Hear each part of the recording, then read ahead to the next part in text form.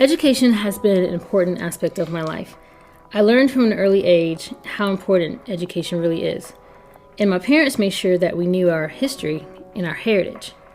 I actually remember a time when we would have these Black history lessons with my stepdad.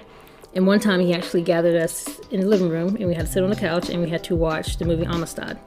Now, if you haven't seen the movie Amistad, I highly recommend it. It's a great movie to see. It's a great way to understand kind of what the Middle Passage looked like, because it's about this African who actually gets captured and he is put on the boat to get sent to the New World.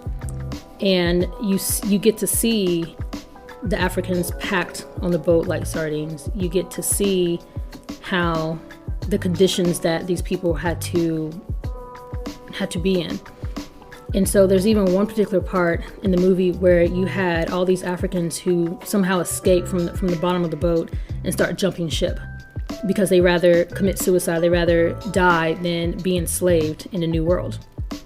And you actually had millions of Africans who died, who didn't make it to the New World, either because of jumping ship or because of dying from disease. Because imagine, I mean, they're naked, they're packed like sardines. They couldn't just go up and go to the bathroom, so that means they're using the bathroom where they're lying at, so they had to lie in their own filth. So they were getting sick. And so you had these Africans who were dying that way. And of course, then you had the ones that did make it to the New World. And it's just a horrific thing to imagine. So it's one thing to actually read it, and it's another thing to actually kind of see it in a movie. So if you haven't seen the movie Amistad, I highly recommend it. Now, granted, I was like a teenager when I saw this movie, so I would recommend that you might wait until you're a little bit older to watch it. But that's kind of like one of my memories of the Black history lessons my stepdad would do. So as you can see, my parents taught us to value education, because for Black people in America, there was a time where Black people weren't even allowed to read and write.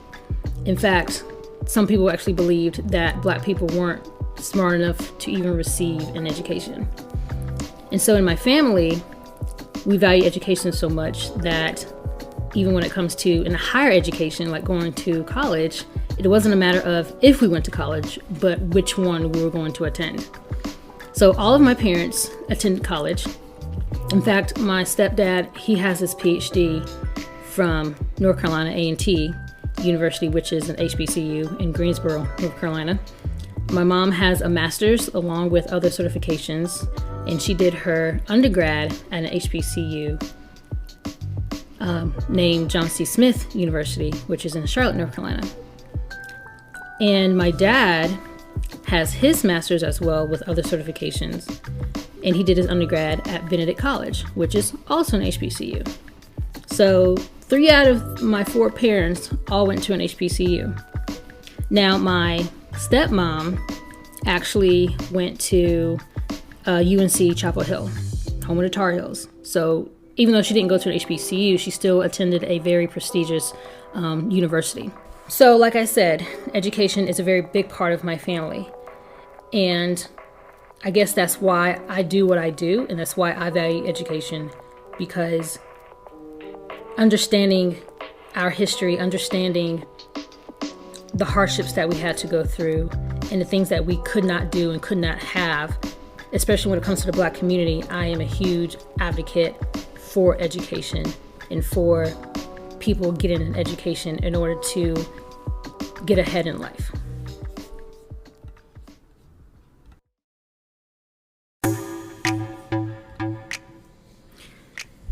Hey guys, and welcome back to another episode of Bird's Eye View, where we connect the past to the present in order to understand what makes the Black community unique. I am your host, Trenda Byrd of ByrdOwlconsulting, and today is actually Martin Luther King Jr. Day. So I hope you guys are actually enjoying your holiday and remembering all the things that Dr. King did and wanting to have equality for everyone, not only Black people, but for everyone. And so today we're actually going to be talking about education. And how the importance of education in Black America and what education means to Black Americans. But before I go any further, I have to give a shout out to all of my sorors of Zeta Phi Beta Sorority Incorporated, because we are actually celebrating our Centennial. So our Centennial is this year. We're celebrating 100 years of sisterly love, scholarship, and service. And if you have no idea what I am talking about, just wait until next week's episode. It's going to be about Greek life and the Divine Nine, so stay tuned for that next week. So, looking at blacks in education, why is education so important, especially in the Black community? What importance and significance does HBCUs, or historical Black colleges and universities, play in the Black community? And what is the impact of historical Black colleges and university? So let's look at the history of Blacks in education. So there was a time in slavery where enslaved people were not allowed to read and write, because it was a way to keep power and control over them. Because if you ever heard the phrase, knowledge is power, that is a very true phrase. However, you did have some enslaved people who learned in secret of how to read and write. There's actually writings of things where enslaved children who actually served as companions to the white children and in the household, they would play school with their enslaved companions. And when they were playing school, they didn't realize that the enslaved children were actually learning to read and write, because they didn't think that enslaved people or Black people were intelligent enough, like I said before, to understand the material. In fact, when emancipation came around, you actually had more than 95% of Blacks who were illiterate. In order to get past slavery, you had Black people who wanted to get an education, because that was the one thing that separated them from being enslaved. It's like, now they can have an education. In 1865, Congress actually established what was called the Freedmen's Bureau. The Freedmen's Bureau helped millions of former Black slaves and poor whites in the South after the Civil War. They provided food, housing, medical aid. They also established schools and offered legal assistance. So we're going to take a break now and hear a word from our sponsor. And we're back. So we're talking about Blacks in education, and I had referred earlier to HBCUs. So if you don't know what that acronym stands for, it actually stands for Historically Black Colleges and University. And they are actually defined by the Higher Education Act of 1965 as any historical Black college or university that was established prior to 1964, whose principal mission was and is to educate Black Americans. And that is accredited by nationally recognized accrediting agency or association that is determined by the Secretary of Education. So some of the first colleges for African Americans were established largely through the efforts of Black churches, with the support of the American Missionary Association and the Freedmen's Bureau. In fact, the Second Morrill Act of 1890 required states, especially former Confederate states, to provide land grants for institutions for Black students if admissions was not allowed elsewhere. And since 9 times out of 10 that was the case back then, you had a lot of HBCUs that were founded. So between 1861 and 1900, so that's about 40 years or so, more than 90 institutions of higher learning were established.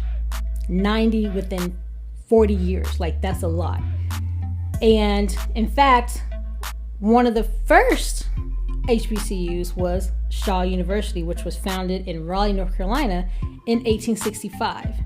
And so that was the first Black college that was organized after the Civil War. Other schools that were founded were Talladega College, Howard University, Morehouse College, and Hampton University. These HBCUs that were established earlier, they were actually training teachers, preachers, and other community members during the 20th century. And many of the HBCUs shifted their focus to promote scholarship among African Americans, Black Americans. So that means that you had academic councils, conferences, and scholastic journals that showcase Black intellectual thought.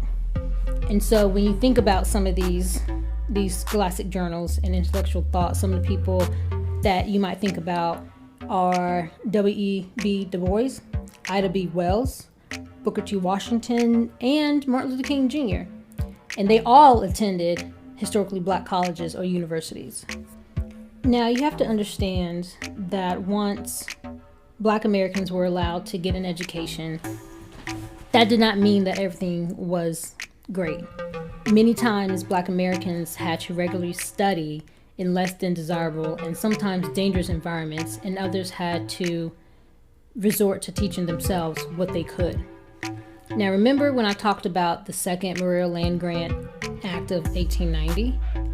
That was the grant that indicated if states wanted to use federal land grant funds, they were required to either make their schools open to blacks and whites or give money for segregated black colleges to function as a substitute for white schools. And so, like I said earlier, because of this grant, you had many black schools that were founded.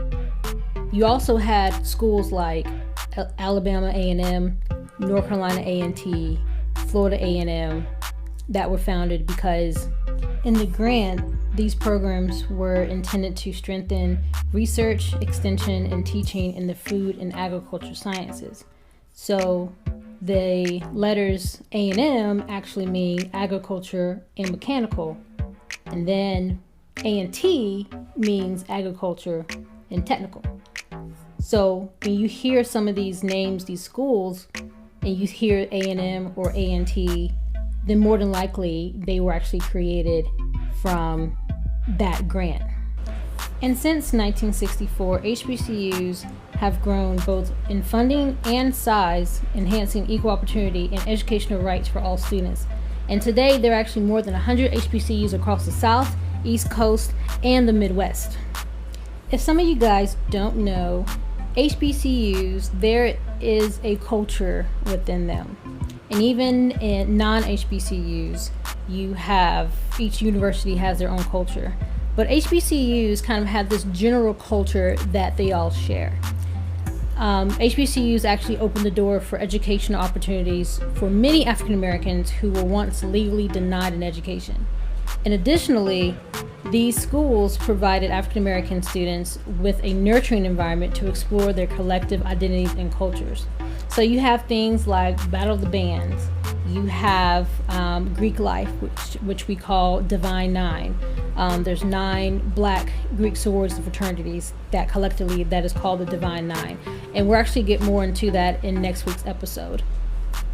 HBCU culture has been portrayed even in media, in TV shows and movies. So you have TV shows like The Cosby Show. You have a TV show called A Different World, where that was actually based on a historical black college. It was a fictional black college, but it was still showcasing that culture of an HBCU. You have HBCUs that were featured in different shows like Fresh Prince of Bel-Air and Drumline, where in the movie Drumline, Nick Cannon plays a drummer that attends an HBCU as a drummer and joins the drumline there. Now, when people say a non-black university, or you might hear the term a PWI, basically what PWI means is a predominantly white institution. So if it's not an HBCU, then it's a PWI. Now, when I was in undergrad, I actually went to what was called a PWI. So I went to Appalachian State University, where I think at that time you had about maybe 15,000 students and maybe 500 of us were black. So yes, that was a predominantly white institution. Now, for my graduate program, I attended Morgan State University. And that is definitely not a PWI. Morgan State is an HBCU, and there was a big difference in the culture alone. So I say all of this because sometimes people ask the question, well, are HBCUs still relevant today? And I think that is a good question, because I know with my parents generation, a lot of times that was the known way that they knew that they were going to get a quality higher education. And a lot of times also with HBCUs, like I said before, they give those chances to Black Americans that PWIs might not give. And I would say that HBCUs are relevant today because what HBCU does, they provide an outlet for Black Americans to explore their culture and their identities. And HBCUs gives an environment where we don't have to be afraid to showcase who we are, that we know that we're going to be accepted. You walk onto any HBCU campus and you feel at home. You know that you're not being looked at because you are a different color, or because your culture is different, or because you act a different way. You are accepted for who you are because everybody around you understands you and is a part of that same culture. There's this understanding. And today, HBCUs are very important because they are actually closing the racial wealth gap. So now you have African Americans who are able to get a quality education, but then also being able to receive and get really good jobs because of the quality education that they have. For me, I feel like I'm so grateful for Morgan State because they gave me the opportunity to prove that I was ready for graduate school. And I ended up graduating with a very high GPA in the program. And now I have a master's in museum studies and historical preservation, which all the other schools that I applied to, I had a much harder time trying to get into those schools. But even with Morgan State is a very prestigious school in its own right. It's a very top-notch school. And with HBCUs, not only have they been closing the racial wealth gap, but they've also been providing a growing STEM environment. So, for example, 50% of Black engineers and 65% of Black doctors actually earn their degrees from an HBCU. And Morgan State in North Carolina A&T, they actually graduate the most Black engineers within the country. So these Black schools, they are, just because they're Black schools, that don't mean they're not just as good as the PWIs. These schools, sometimes it's harder to get into some of these colleges than any other schools. In fact, people say that Howard University is like the Black Harvard because that it has that prestige. You have some very notable people that attended some of these schools. And like I said before, an HBCU gives students an opportunity to learn about each other who share the same experiences as them. There's nothing like walking on a campus and seeing a bunch of people who look like you. There's nothing like going into a classroom where the professor looks like you. Like the first time that I had a Black teacher was in 4th grade. And then after that, I didn't have another Black teacher until college, until undergrad. And then when I got to grad school, all of my teachers were Black. And that made such a difference because it was nice being around other professional, educated Black people. Because sometimes depending on where you come, like what neighborhood you come from, you might not always see that. Depending on what area that you're from, like me, I came from an area that was predominantly white. So the pool of Black people who thought the same way that I did about education was very slim until I got to Morgan State. So yes, HBCUs even today are still relevant in our culture, in our society, just as much as they were back after emancipation, just like they were in the 60s and the 70s. They are still relevant even today because HBCUs can provide something that no other colleges can provide for Black students. And that is the experience of knowing that you're not by yourself when it comes to wanting the opportunities that you're chasing. You're not the only ones that can be professional or can have an opportunity where you can excel in life. So I just wanted to touch a little bit about Black education and HBCUs and college, and helping people understand that why we have HBCUs, why they exist. Because had it not been for HBCUs, then you would have a lot of Black people who would not been able to have a good quality higher education. So if you attended a HBCU, if you're looking at colleges, look at some of these HBCUs. They have phenomenal programs, some of the best teachers, and their reputation perceives them like they are just some. So now what I want to do is move into our bird's eye view review segment. And so this time I'm highlighting a company called Support Black College. I thought it was very fitting for the topic that we are discussing today. And Support Black Colleges is a clothing line whose sole mission is to uplift, inspire, and encourage others to support HBCUs.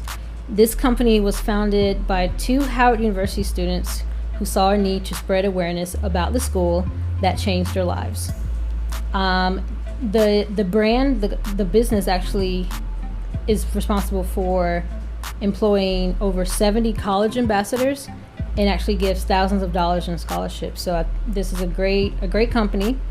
I like the fact that it is, ran by college students. So be sure to go to their website, follow them on Instagram.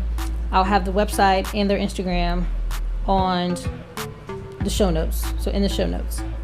And in other announcements, don't forget my website is now live, so please be sure to go check it out. And I do have a blog on there, so be sure to check that out. And I'm going to probably post a new blog this week because the blog is going to go more in depth than what the podcast does on some of the topics that we discuss. And again, you can always find me on social media, on Instagram, Facebook, and Twitter. Just type in ByrdOwlconsulting, you can find me. If you're listening through Apple Podcasts, please be sure to subscribe and leave a 5-star review. Tell your friends about the podcast. On Anchor, you can actually leave me voice messages. And there are different ways that you can actually support the podcast. So if you're looking for a way to support the podcast, look in the show notes and you can support the podcast. And just to let you know, Black History Month is around the corner. So if your organization or someone you know is looking for an idea for a Black History program or someone to do a program for you, you can always schedule your consultation with me.